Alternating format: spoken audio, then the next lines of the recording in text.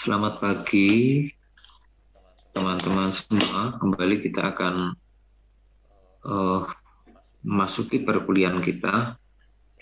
Saya berharap teman-teman juga sudah menyiapkan materi perkuliahan kita pada hari ini, sehingga perkuliahan ini dapat memberi manfaat bagi kita, bekal pengetahuan di dalam penafsiran Alkitab. Di dalam penafsiran kita pada hari ini, kita akan mencoba melihat di dalam kitab 1 Timotius. Di sini kita akan melihat tentang topik yang akan kita bahas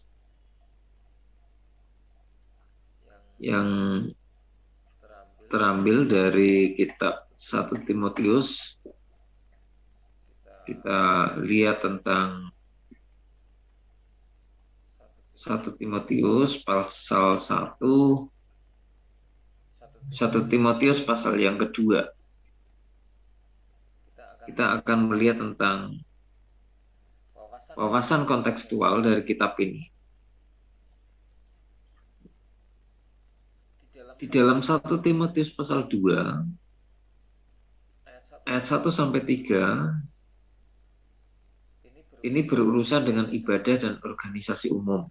Kalau kita lihat di pasal yang kedua, ayat 1 sampai 15, ini tentang peran laki-laki, ditulis pasal 2 ayat 1 sampai 8. Kemudian peran perempuan di dalam 1 Timotius 2 ayat 9 sampai 15. Yang berikutnya adalah organisasi gereja, 1 Timotius 3 ayat 1 sampai 13.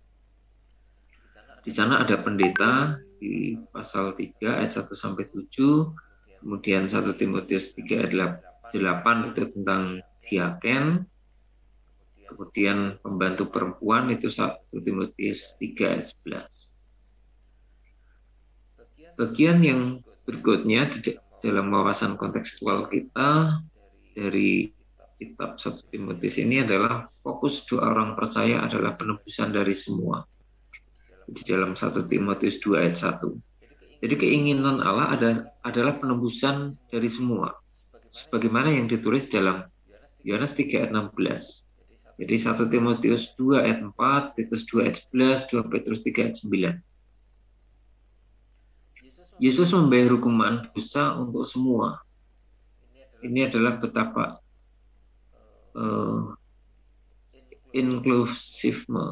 inklusif, ya, artinya bahwa penebusan Kristus itu adalah untuk semua, inklusif. Ya. Berikutnya adalah bagian yang bisa jadi merupakan sebuah pandangan gereja mula-mula dirancang untuk membantu gereja mengatur dan mengarahkan aktivitas mereka. 1 Timotius 3 ayat 14 sampai 15. Mungkin bagian yang sulit untuk ditafsirkan dari perikop ini adalah 1 Timotius 2 ayat 8 sampai 15. Ini tidak sulit untuk dimengerti, tetapi sulit untuk mengetahui bagaimana menerapkannya pada situasi budaya kita. Sangatlah mudah untuk membuat bagian-bagian dari perjanjian baru yang tidak kita setujui tergabung dengan budaya, dan oleh karena itu tidak relevan bagi kita. Sangat tidak nyaman melabeli teks yang diilhami secara jelas bagi budaya karena beberapa alasan. Yang pertama adalah siapakah saya untuk menegatifkan kitab suci? Bagaimana saya tahu bahwa tidak terlalu dipengaruhi oleh budaya saya sendiri? Ini adalah bias pribadi, di mana akan terkait dengan pengkondisian historis. Adakah tanda kontekstual, idiom, penanda yang menunjuk apa yang mungkin budaya versus apa yang merupakan kehendak Tuhan untuk semua gereja di segala usia? Berikutnya adalah, pertama, tidak ada penanda-penanda tekstual. Kedua, saya harus mengizinkan hanya kitab suci untuk mengatasi masalah spesifik. Jadi kitab suci disatukan pada topik ini pasti kebenaran universal. Jika kitab suci tampaknya memberikan beberapa pilihan atau situasi, kita harus mengizinkan beberapa kebebasan untuk menafsirkannya.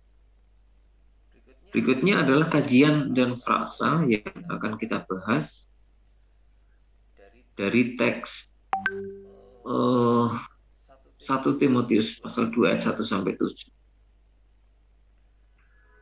Di ayat ini dikatakan, pertama-tama aku menasihatkan, naiklah permohonan doa, syafaat, dan ucapan syukur untuk semua orang, untuk raja-raja dan untuk semua pembesar, agar kita dapat hidup tenang dan tentram dalam segala kesalehan dan kehormatan. Itulah yang baik dan yang berkenan kepada Allah Juru Selamat kita, yang menghendaki supaya semua orang diselamatkan dan memperoleh pengetahuan akan kebenaran. Karena Allah itu Esa, dan Esa pula Dia yang menjadi pengantara antara Allah dan manusia, yaitu manusia Kristus Yesus, yang telah menyerahkan dirinya sebagai tebusan bagi semua manusia. Itu kesaksian pada waktu yang ditentukan. Untuk kesaksian itulah aku telah ditetapkan sebagai pemberita dan rasul, yang kukatakan ini benar. Aku tidak berdusta, dan sebagai pengajar orang-orang bukan Yahudi dalam iman dan kebenaran. Di pasal 2 ayat 1, kata pertama-tama, ungkapan Yunani yang berarti yang nomor 1 atau penting. Konteksnya menegaskan bahwa ini dimaksudkan untuk mengendalikan, membatasi pengaruh-pengaruh guru palsu. Kita tahu bahwa pada masa itu Timotius harus berhadapan dengan guru palsu. Berikutnya adalah permohonan doa syafaat dan syukur dan ucapan syukur. Ini adalah serangkaian 4 kata doa. Kalau kita baca di Filipi 4 ayat 6, itu memiliki 3 darinya. Di Efesus 6 ayat 18 memiliki 2 darinya. Apa yang dilakukan atau dituliskan oleh Paulus ini untuk menekankan bahwa semua bentuk doa harus dinaikkan untuk semua orang, terutama yang memiliki kewenangan. Di dalam Efesus 6 ayat 18, penekanan yang sama pada berdoa untuk semua orang ini hanya terbatas pada orang percaya. Tetapi hal ini nampaknya lebih universal lagi. Sehingga istilah petisi atau enthesis ini hanya muncul pada dalam 1 Timotius 4 ayat yang ke-5.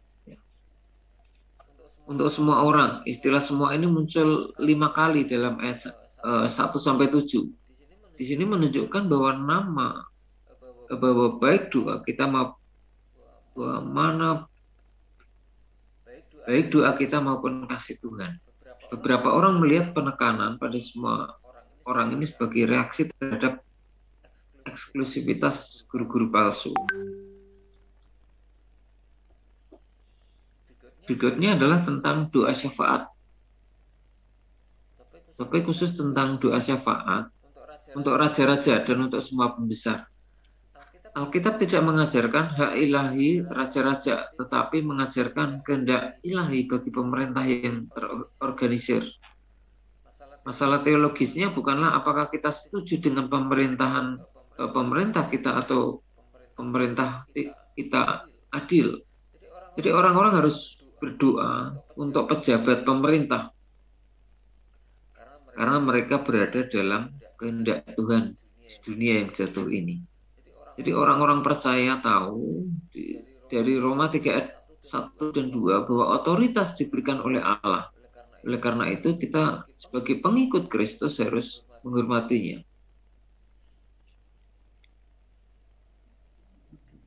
Dalam otoritas ya. Terjemahan baru itu adalah pembesar. Kata ini adalah huberoke dalam bahasa Yunaninya. Anda bisa lihat nanti di 1 Timotius 1 ayat 14, huber itu ya, huberoke. Pemerintah manusia agar bisa memimpin suatu hidup tenang dan tentram. Ini seperti biasa memiliki arti damai, bebas dari ujian luar dan tenang, dalam arti bebas kekacauan batin. Intinya bahwa orang-orang percaya harus menjalankan iman mereka dengan hidup tenang, yang sulit pada masa kesusahan dan kebingungan. Nah, guru-guru palsu ini telah mengganggu kedamaian dan sukacita gereja rumah di Efesus, sehingga ini menimbulkan persoalan di tengah-tengah jemaat. Pada waktu itu Timotius yang melayani di Efesus ini harus menghadapi guru-guru palsu ini. Waktu itu Paulus memberikan nasihat yang sama kepada gereja juga di Tesalonika yang telah terganggu oleh faksi eskatologis yang sangat bersemangat. Kalau di dalam 1 Tesalonika 4 ayat 11 dan 2 Tesalonika 3 ayat 12. Dalam menghadapi gejolak gereja, berdoa dan hidup dengan lembut, hidup saleh. Nah, di sini kita melihat bahwa kita di tengah-tengah dunia ini, di tengah-tengah gejolak ini yang harus diutamakan, yang harus ditekankan adalah berdoa dan hidup dengan lemah lembut dan saleh. Berikutnya adalah dalam segala kesalehan dan kehormatan. Orang-orang Kristen dianiaya dan disalahpahami oleh masyarakat kafir. Salah satu cara untuk mengatasi masalah ini adalah gaya hidup orang beriman. Ya, istilah kesalehan digunakan oleh 10 kali dalam surat pastoral Paulus ini.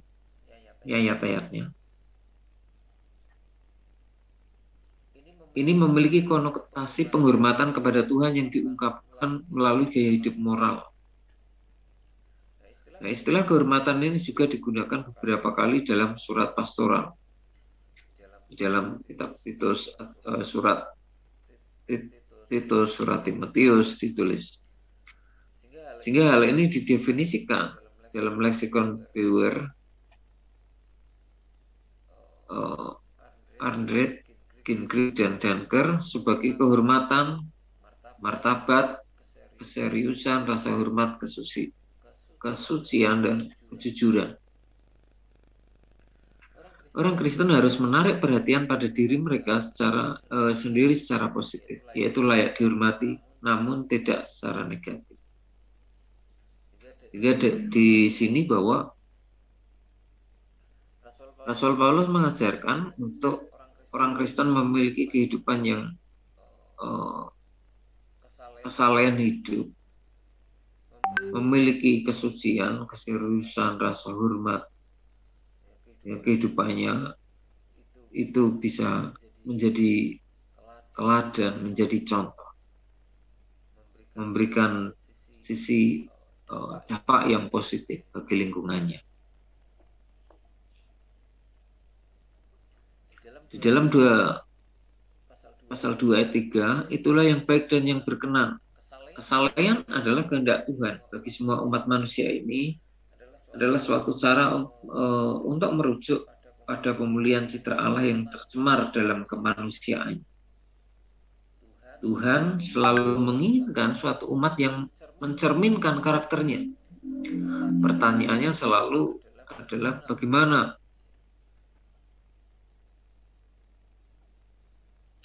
dalam PL menunjukkan bahwa manusia yang jatuh tidak dapat menghasilkan ketaatan dan kebenaran dengan cara usaha mereka sendiri. Sehingga kalau kita melihat di sini, PB didasarkan pada tindakan kesetiaan Tuhan, bukan kehendak manusia. Ya.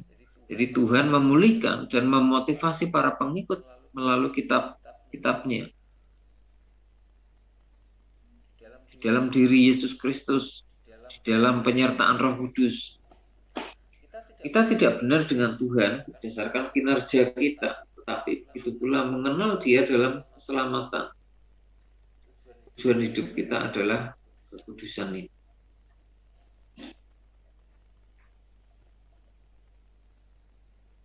Ya.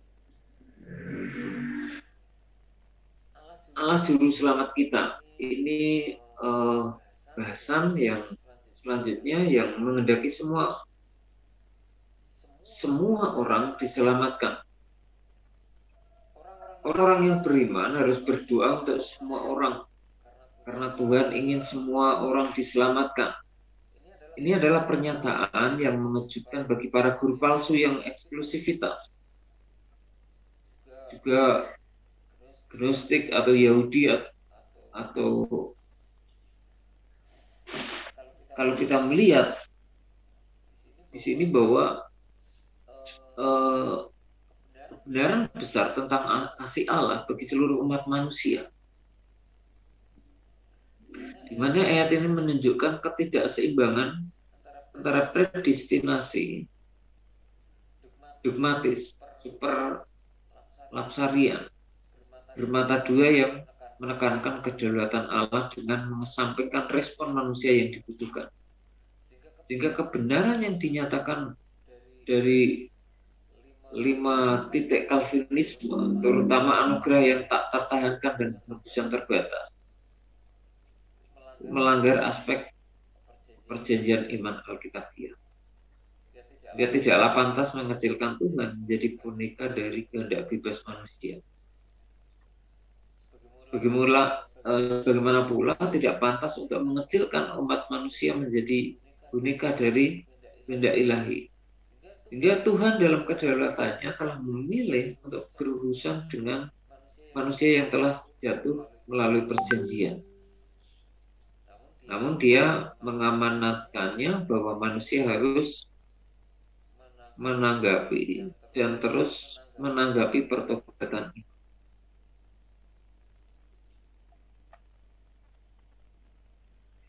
Seiring diskusi teologis tentang kedaulatan Tuhan, predestinasi dan kebebasan manusia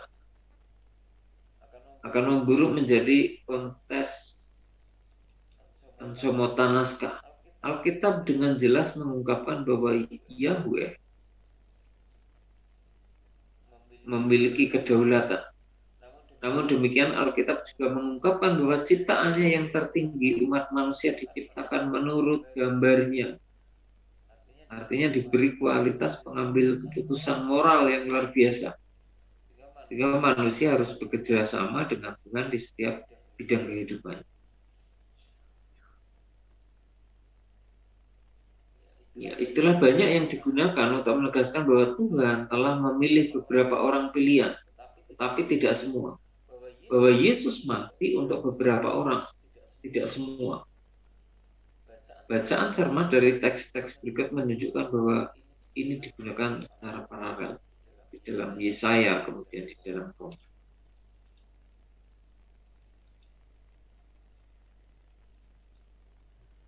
Diselamatkan. Ini adalah aorist pasif infinitif. Bandingkan di 2 Timotius 1 ayat 9, ini berarti manusia yang jatuh tidak dapat menyelamatkan diri mereka sendiri. Passive voice, tapi Tuhan siap mau melakukannya melalui Kristus. Dan sampai pada pengetahuan. Frase ini digunakan beberapa kali dalam surat Paulus, surat pastoral, bisa dilihat di 2 Timotius. 1 Titus 1 ayat 1, ini berarti memahami dan menanggapi pesan Injil. Nah, dan sampai pada pengetahuan, ini adalah bentuk Yunani dari epi dan gnosis yang diintensifkan, yang menyiratkan pengetahuan penuh dan pengalaman. Artinya bahwa inklusivisme itu merupakan kejutan nyata bagi penekanan guru palsu terhadap elitisme dan pengetahuan khusus. Artinya kalau guru palsu itu mereka hidupnya adalah eksklusif. Artinya, oh ini kelompok kami, ini golongan kami yang lebih hebat. Itu yang dilakukan oleh guru-guru palsu. Tetapi kalau kita melihat apa yang ditulis oleh Rasul Paulus, kehidupan kekristenan tidak demikian. Tetapi kehidupan kekristenan adalah kemampuan untuk bersikap inklusif, menerima orang-orang lain. Selanjutnya bahwa ada banyak spekulasi berkaitan dengan unsur Yunani. Pasti ada unsur moralitas yang lebih lepas dari guru palsu Yunani daripada Yudaisme. Berapa banyak sistem gnostis tingkatan malaikat di kemudian hari yang terlibat dalam ajaran sesat dari surat-surat pastoral tidaklah pasti. Dalam gambar dunia, di dalam perjanjian baru ini, karangan A.T. Robertson, halaman 57, mengidentifikasikan guru-guru palsu sebagai gnostik. Dengan penemuan arkeologi dan menadi di Mesir, kita tahu lebih banyak tentang spekulasi dan teologi gnostik. Kemudian ada terjemahan bahasa Inggris dari teks-teks berjudul The Naqsh Hammadi Library yang diedit oleh James M. Robinson dan Richard Smith. Ada juga interpretasi menarik dari teks-teks ini dalam buku Hanjonas Agama Gnostik. Kebenaran. Istilah kebenaran dalam perjanjian baru digunakan untuk pribadi Yesus. Kemudian untuk menggambarkan Roh Kudus. Untuk menggambarkan firman. Kebenaran Tuhan pada akhirnya terlihat di dalam diri Yesus Kristus, firman hidup yang dicatat secara memadai dalam Alkitab. Firman yang tertulis, keduanya disampaikan kepada kita melalui Roh Kudus. Kebenaran yang dirujuk di sini bersejajar dengan ajaran sesat dalam 1 Timotius 1 ayat 9 dan Injil yang jaya dari Allah yang mulia 1 Timotius 1 ayat 10. Ini merujuk pada kabar baik dalam Yesus Kristus.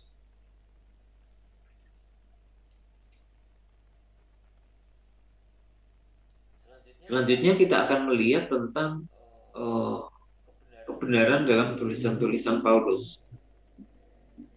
Ayat yang kelima dari 1 Timotius 2, di sana dituliskan hanya ada satu Allah. Penekanan pada monoteisme. Roma 3 ayat 30, 1 Korintus 8 ayat 6, Efesus 4 ayat 6. Dapat ditemukan dalam 1 Timotius 1 ayat 17. Di sini mencerminkan ulangan 1 ayat ulangan 6 ayat 4 sampai 6. Namun demikian Yesus sang anak dan Allah Bapa tampaknya terpisah di sini. Pentinglah untuk mengingat pernyataan PB bahwa Yesus itu ilahi dalam Yohanes, di dalam Kolose, dalam Ibrani, tetapi juga kepribadian yang terpisah dari Bapa. Doktrin Trinitas mengaku kesatuan satu esensi ilahi dan kekalan abadi dan ketiga pribadi itu. Salah satu cara untuk menunjukkan paradok Alkitabiah ini adalah dengan membandingkan bagian-bagian dari Injil Yohanes. Yesus adalah satu dengan Allah dalam Kitabiah. Yesus terpisah dari Bapa. Yesus bahkan tunduk kepada Bapa. Konsep keilahian anak dalam kepribadian Roh bersifat eksplisit dalam PB, namun tidak sepenuhnya diterima dalam teologi ortodoks sampai pada abad ketiga dan keempat. Istilah Trinitas tidaklah Alkitabiah, namun konsepnya sungguh Alkitabiah. Tata bahasa dalam 1 Timotius 2 ayat 5-6 memberikan alasan teologi yang berkaitan dengan keselamatan inklusif Allah. Hanya ada satu Tuhan. Kita tahu bahwa semua manusia diciptakan menurut gambarnya. Hanya ada satu jalan menuju Tuhan melalui Mesias. Hanya ada satu sarana keselamatan persembahan kurban yang telah selesai dari anak domba Allah yang tidak berdosa. Jadi kesatuan Allah ini menyediakan jalan bagi semua orang untuk bersekutu dengan Dia. Nah, barang siapa yang boleh datang, tapi mereka harus datang menurut jalannya, melalui penyediaannya dengan iman kepada putranya sebagai satu-satunya harapan untuk diterima. Ini adalah bagian-bagian yang pokok dari pasal 2 ayat 1 sampai 5. Berikutnya adalah topik khusus tentang monoteisme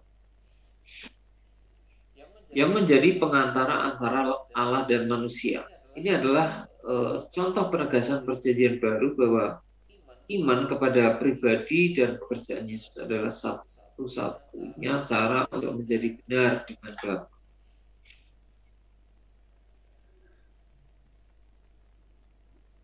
Hal ini sering dirujuk sebagai skandal eksklusif Injil. Kebenaran ini tampaknya tidak pada tempatnya di zaman toleransi kita tanpa absolut. Namun jika Alkitab adalah pernyataan diri Tuhan, maka orang percaya harus menegaskan eksklusivisme ini. Kami tidak mengatakan satu denominasi adalah satu-satunya jalan, tapi mengatakan bahwa iman kepada Yesus adalah satu-satunya jalan menuju Tuhan. Artinya bahwa keselamatan itu hanya melalui Yesus Kristus, bukan karena dalam suatu denominasi tertentu. Nah, penggunaan istilah pengantara ini memiliki konotasi keimaman.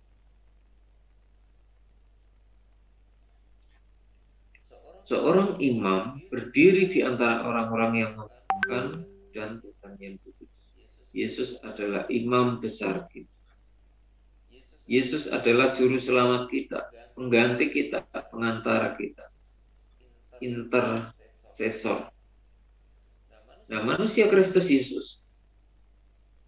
Penekanan dari ayat ini adalah bahwa Yesus adalah manusia sepenuhnya dan masih merupakan satu-satunya perantara antara Allah dan manusia.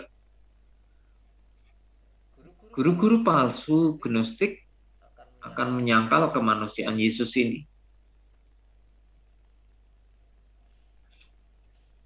Ada kemungkinan bahwa latar belakang bukan kaum gnostik, tapi tipologi Adam Kristus dari Paulus.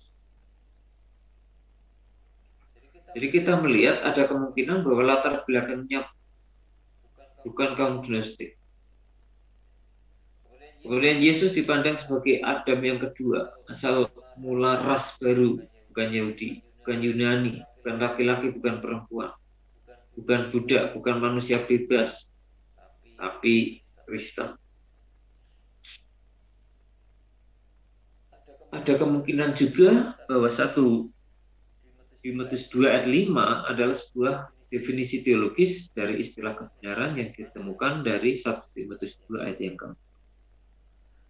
Nah, berikutnya pasal 2 ayat 6 yang telah menyerahkan dirinya. Kata ini Bapa mengutus dia, tetapi Yesus dengan rela datang dan menyerahkan nyawanya. Anda bisa bandingkan di dalam Matius 20 ayat 8 dan kemudian Markus 10 ayat 45 dan Yohanes 10 ayat 17 dan 18. Tebusan untuk semua orang ini mencerminkan kebenaran besar di dalam Yesaya 53. Istilah tebusan berasal dari pasar Buddha dan digunakan untuk membeli teman atau saudara dari perbudakan atau penahanan militer. Kata bahasa dari ungkapan ini sangat penting. Ada bentuk kata tidak biasa dari kata tebusan.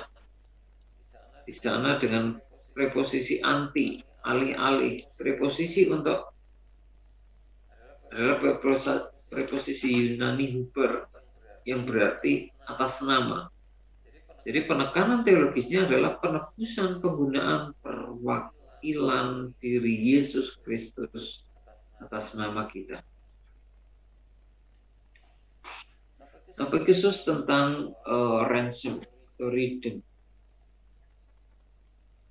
Untuk semua orang, syukur pada Allah karena kita semua yang digunakan 5 kali dalam 1 Timotius 2 ayat 1 sampai 7 ini Sangatlah penting untuk kita sadari bahwa kematian Yesus menutupi dosa seluruh dunia. Yang lebih tepatnya ini adalah menghapuskan satu-satunya hal yang membuat setiap orang dan siapapun diselamatkan bukanlah dosa mereka, namun ketidakpercayaan mereka terhadap karya paripurna Yesus Kristus.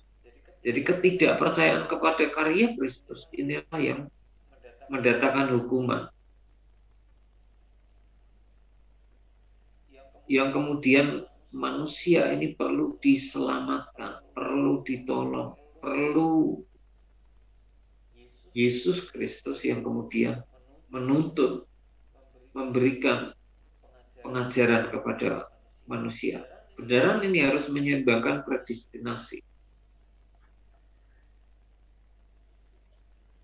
Ada berbagai terjemahan dari NASB, kesaksian yang diberikan pada waktu yang tepat, atau New King James Version itu untuk disaksikan, beri kesaksian pada waktunya. Kemudian itu kesaksian pada waktu yang ditentukan, bukti pada saat yang tepat. Inilah saksi yang diberikan pada waktu yang ditentukan. Nah, frase ini sejajar di dalam 1 Timotius 6 ayat 15 dan Titus 1 ayat 3. Jadi Tuhan itu mengendalikan peristiwa-peristiwa sejarah. Kristus datang pada waktu telah ditentukannya untuk menebus semua umat manusia.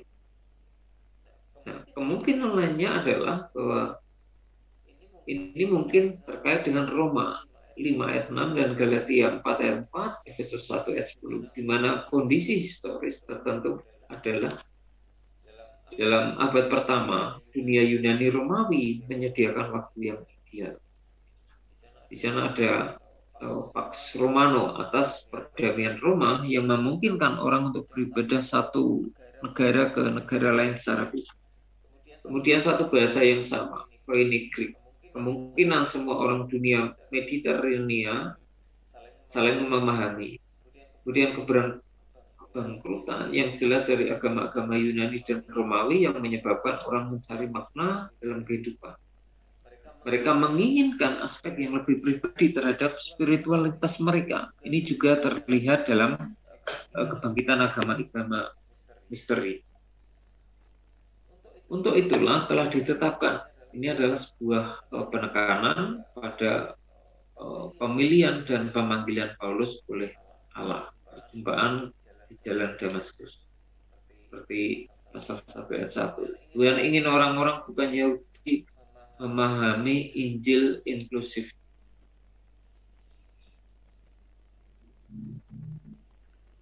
Selanjutnya kita akan melihat tentang sebagai pemberita Injil, sebagai pemberita dan rasul, dan sebagai pengajar. Terkadang ini terdaftar sebagai karunia roh yang terpisah, seperti dalam 1 Korintus 12 ayat 8 dan Efesus 4 ayat 11. Dalam daftar ini istilah nabi dapat merujuk kepada pengkhotbah, terutama penggunaan nubuat. Ini di dalam 1 Korintus. Dalam suatu pengertian, masing-masing dari karunia kepemimpinan ini memberitakan Injil yang sama, namun dengan penekanan yang berbeda. Nah, Paulus menggunakan 3 istilah ini dalam 2 Timotius 1 ayat 11 untuk menggambarkan pelayanan. Yang kukatakan ini benar, aku tidak berdusta. Banyak komentar telah mengatakan bahwa ini tidak pantas dalam sebuah surat pribadi yang ditulis oleh Paulus kepada rekan kerja terkasihnya Timotius. Tetapi kita harus ingat bahwa surat ini dimaksudkan untuk dibaca secara terbuka di gereja. 1 Timotius 2, 1 Timotius 6 ayat 21, kemudian 2 Timotius 4 ayat 22b, Titus 3 ayat 15b. Jadi surat-surat ini adalah surat rekomendasi dan pengalian wewenang Paulus, wakil apostolik muda yang dikirim di gereja rumah Efesus. Jadi dari Paulus kepada Timotius. yang sedang berjuang melawan guru-guru palsu. Sebagai pengajar orang-orang bukan Yahudi, Paulus merasa bahwa Tuhan telah memanggil dia secara khusus untuk memberitakan Injil Yesus Kristus pada orang-orang bukan Yahudi. Roma 1 ayat 5, pasal 11 ayat 13. Dan ini ayat-ayatnya ini adalah bukan konfirmasi lain dari universalitas kasih Allah dan penebusan Kristus. Dalam iman dan kebenaran, ini mungkin merujuk pada sikap si pemberita atau isi dari pesan dalam 1 Timotius 1 ayat 14. Iman dikaitkan dengan kasih. Kedua istilah ini menggambarkan Yesus yang dan dimaksudkan untuk ditiru oleh pengikutnya. Oleh karena itu, saya ingin orang-orang di setiap tempat untuk berdoa. Bagaimana Paulus menegaskan kehormatan dan kepantasan dalam kehidupan publik. Demikian juga dalam penyembahan. Rasa di mana-mana ini mungkin merujuk pada gereja rumah di dalam atau dekat Efesus. Doa yang dapat diterima didefinisikan dalam 3 cara dari ayat 8, yaitu menadahkan tangan yang suci, kedua tanpa marah, ketiga tanpa perselisihan. Kualifikasi ini dengan jelas menunjukkan bahwa Paulus sedang berbicara kepada orang percaya yang setia dan tidak termasuk guru-guru palsu. Para pembicara pengganti mereka, mungkin para janda muda dan para pengikut mereka. Paulus menggunakan frasa ini di mana-mana. Ini cukup sering di ayat-ayat ini. Ini mungkin merupakan singgungan PL dalam Maleakhi 1 ayat 11 yang menubuatkan penyembahan Mesias di seluruh dunia. Ini akan sesuai dengan penggunaan berulang kata semua dalam 1 Timotius 2 ayat yang ke-7. Menadahkan tangan yang suci, ini adalah posisi normal dari doa Yahudi. Ini adalah mengamanatkan bahwa kata-kata kehidupan orang percaya yang seharusnya. Berikutnya adalah tanpa marah. Ini adalah istilah Yunani, itu adalah orge, yang berarti adalah oposisi yang tetap. Ini ayatnya, kemarahan pada orang lain sungguh mempengaruhi hubungan kita dengan Allah. Tanpa marah, ini ada perselisihan, ada meragukan, ada argumen dan sebagainya. Nah, para filsuf Yunani menggunakan istilah ini untuk sebuah sesi pengajaran untuk dialog. Dalam PB ini memiliki konotasi negatif.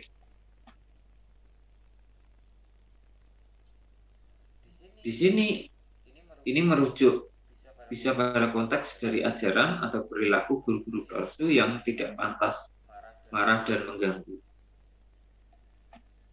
Ini menunjukkan bahwa konteks ini adalah bagaimana pria dan wanita seharusnya terlibat dalam ibadah umum, yaitu gereja-gereja rumah. Ada sebuah diskusi yang bagus terhadap kata ini di karya Terus jawaban atas pertanyaan. Hendaknya perempuan, hendaklah ia berdandan dengan pantas.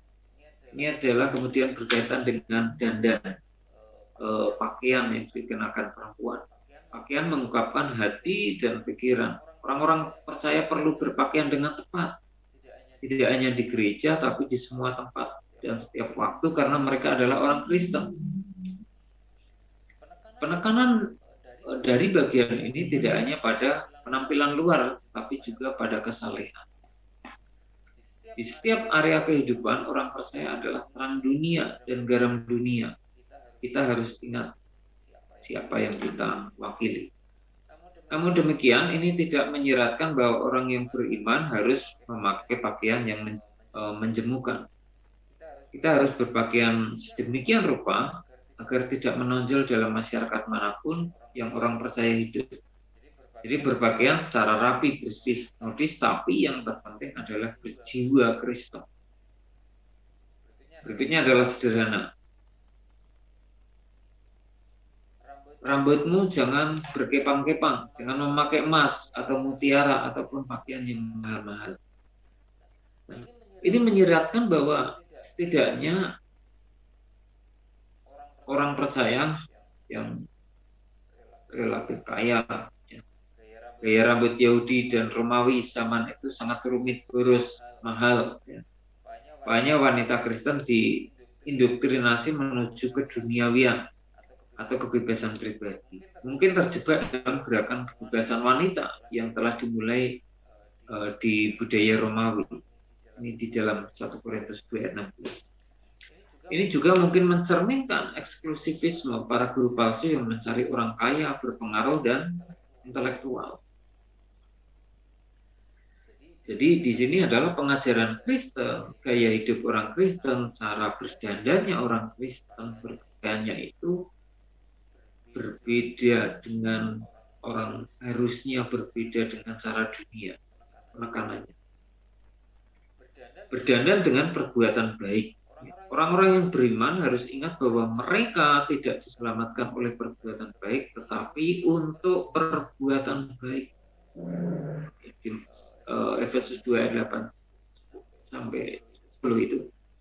Bahwa kita berbuat baik bukan untuk diselamatkan, tetapi kita berbuat baik itu adalah karena sudah diselamatkan itu. Hidup kita memberi kredibilitas terhadap pernyataan iman kita, yang merupakan penegasan dari keseluruhan kitab Yakobus dan 1 Yohanes.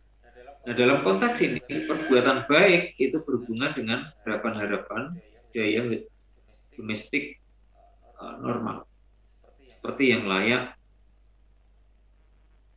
bagi perempuan-perempuan. Perempuan ini bisa merujuk pada semua wanita atau istri Kristen. Lihat terjemahan dari Charles B. William. Wanita yang sudah menikah. Konteksnya harus memperjelas maksud yang diinginkan si penulis. Menerima ajaran, ini adalah present active imperatif. Awalnya ini sepertinya sangat negatif, tapi wanita tidak bisa mempelajari hukum Taurat di Yudaisme atau bersekolah di dunia Yunani Romawi. Jadi dalam suatu pengertian ini adalah sebuah langkah positif terhadap wanita yang dilatih dalam firman Tuhan. Teks harus dilihat dengan terang para guru palsu yang menargetkan perempuan. Ada kemungkinan bahwa beberapa wanita telah menjadi pembicara pengganti dari para guru palsu dalam ibadah umum di gereja Roma. Dari Gordon B. New International Biblical Commentary. Nah, dengan seluruh ketaatan, ini juga tampaknya negatif untuk zaman kita. Tetapi marilah kita ingat, istilah penyerahan ini digunakan untuk Yesus. Dia tunduk kepada Bapa, dia tunduk kepada orang tua duniawinya. Dengan kata lain, dia memenuhi kewajiban sosial dan tugas-tugas religius yang diharapkan dengan sikap yang benar. Menjadi tunduk adalah kehendak Tuhan bagi semua orang percaya. Ini adalah satu dari 5 present participle yang menjelaskan apa artinya dipenuhi dengan roh. Dalam bagian yang sama di Efesus, Paulus menggunakan 3 contoh domestik untuk menunjukkan penyerahan bersama dalam rumah, istri kepada suami, anak-anak kepada orang tua, dan budak rumah kepada majikan. Bagian positif yang radikal dari konteks ini, Efesus 5 ayat 18-16, bahwa Paulus membatasi kuasa dari orang-orang di dalam masyarakat yang memiliki semua kekuatan, yaitu suami, orang tua, dan tuan. Pada zamannya, tulisan-tulisan Paulus tentang wanita, anak-anak, dan budak sangat positif. Paulus tidak menyerahkan perbudakan sebagai suatu masalah, karena dia tahu ini adalah sebuah isu yang akan menghancurkan keefektifan gereja dan kesaksiannya dalam periode sejarah tersebut. Ya, ini yang kita bisa pelajari sampai ayat yang ke-11 pada saat ini. Ya, nanti kita akan lebih banyak lagi untuk kita menelaah di ayat-ayat selanjutnya. Setidaknya ini adalah sebagai model memahami tentang apa yang terjadi di tengah-tengah jemaat Efesus dan bagaimana pelayanan dari Timotius ini menghadapi guru palsu, mengatur jemaat, membangun kehidupan Kristen yang berdasarkan kepada kasih Allah yang sesungguhnya, sehingga melawan cara pandang guru palsu, ajaran-ajaran sesat pada masa itu.